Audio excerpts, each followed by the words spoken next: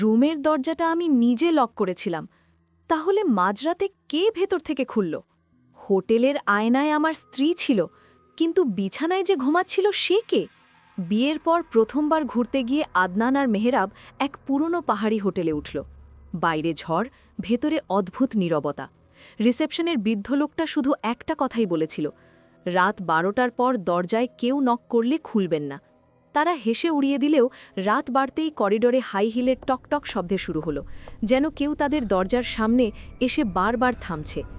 রাত ঠিক 12টায় বাথরুমের আয়নায় কুয়াশার ওপর ভেসে উঠল, ওকে বাঁচাও।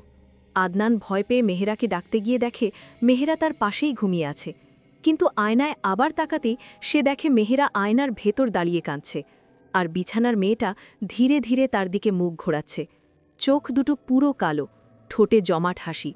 তারপর দরজায় 3বার নক হলো, অথচ দরজা তখন ভেতর থেকেই আস্তে আস্তে খুলে যাচ্ছে।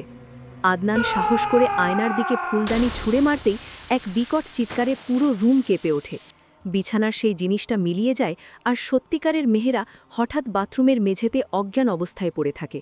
সকালে তারা জানতে পারে বহু বছর আগে ওই রুমেই এক নববধূকে খুন করা হয়েছিল, আর সে আজও নতুন দম্পতিদের জায়গা নিতে ফিরে আসে।